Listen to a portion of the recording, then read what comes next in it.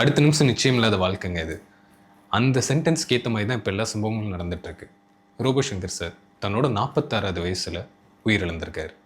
நம்ம ரோபோ சங்கர் சாரோட ஹிஸ்ட்ரியெலாம் எடுத்து பார்த்தோம்னா, மதுரை, அதாவது சினிமா வர்றதுக்கு முன்னாடி மதுரை பேக்ட்ராப்ஸ் எல்லாத்துலேயும் போய் கேட்டிங்க அப்படின்னா ரோபோ சங்கர் சாரை தெரியாத ஆளே இருக்க மாட்டாங்க. அந்த மெட்டாலியன் பெயிண்ட் அடிச்சுட்டு அந்த பல்க் பாடியோட ஸ்டேஜ் ஏறி பெர்ஃபார்மன்ஸ் பண்ணார்னா ஒட்டுமொத்த கிராமத்துக்கு, அந்த மதுரை சரௌண்டிங் எல்லாருக்குமே தெரிஞ்சிடும் அது ரோபோ சங்கர் சார் தான் அப்படின்ட்டு. கிட்டத்தட்ட 18,000 ஸ்டேஜ் பெர்ஃபார்மன்ஸ் பண்ணியிருக்காரு. 60க்கும் மேற்பட்ட நாடுகள் போயிருக்காரு. அவர் ஒவ்வொரு ஸ்டேஜ் பெர்ஃபார்மன்ஸ் போகும்போதும் சின்ன ஆர்டிஸ்ட், அவர் ஈக்குவலான ஆர்டிஸ்ட்டை கூப்பிட்டு போகாமல் கஷ்டப்படுறவங்க, திறமை இருந்தும் வாய்ப்பு கிடைக்காதவங்களை கூப்பிட்டு போய் பெர்ஃபார்ம் பண்ண வச்சு அதுக்கான பேமெண்ட்டையும் கொடுத்துட்டு இருந்தார். அதுக்கப்புறம் அசத்த போவது யார், கலக்க போவது யார் அப்படின்னு சொல்லி தான் திறமைகளை காமிச்சு அவருக்குன்னு ஒரு பாதையை உருவாக்கி படத்துக்குள்ளே வந்தார். மாறி வாயை மூடி பேசவும், வேலைன்னு வந்துட்ட வெள்ளைக்காரன், அதுலேயும் வேலைன்னு வந்துட்ட வெள்ளைக்காரனை மறக்கவே முடியாது. அன்னைக்கு காலையில் 6 மணி இருக்கும் அப்படின்னு சொன்னதுமே தியேட்டர் பிளாஸ்ட் ஆன மக்கள் இன்ன வரைக்கும் மறக்க முடியாது. ஆனாலும் அவருக்கு வாழ்க்கை கொடுத்த அந்த மெட்டாலியன் பெயிண்ட் தான் அவரோட உயிரிழப்புக்கும் காரணமாக இருக்கும் அப்படின்னு சொல்லி அவரோட நெருங்கிய வட்டாரங்கள்லாம் சொல்லிட்டு இருக்காங்க.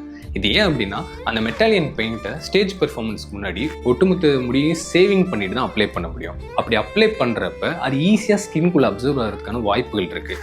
அது மட்டும் இல்லாமல் ஒரு 8 hours டெய்லி அந்த பெர்ஃபார்மன்ஸ் பண்ணி முடிச்சுட்டு வந்ததுக்கப்புறம் மண்ணெண்ணெயை வச்சு தான் அதை ரிமூவ் பண்ணுவாங்க.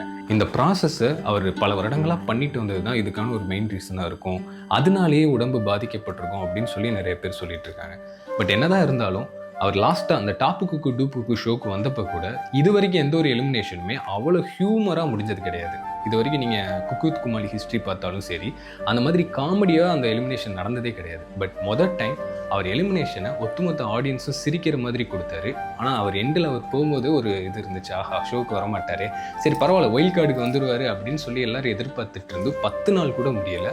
இப்படி ஒரு சம்பவம் நடந்திருக்கு. நாங்கள் சொல்ல ஒரு விஷயம் என்ன அப்படின்னா, ஒவ்வொரு தனி நபரும் அவங்க உடல்நிலையை தனி கவனம் எடுத்து பார்த்துக்கிறது ரொம்ப நல்லது இந்த காலகட்டத்துக்கு. ரோபோ சங்கர் சார் நம்மளை தான் விட்டு பிரிஞ்சிருந்தாலும் அவர் எப்போவுமே அவர் பண்ண காமெடி மூலமாகவும் அவர் பண்ண ஸ்டேஜ் பெர்ஃபார்மன்ஸ் மூலமாகவும் நம்ம ஃபோன் வழியாக, நம்ம டிவி வழியாக நம்ம கூட என்றைக்குமே இருந்துட்டு தான் இருப்பார்.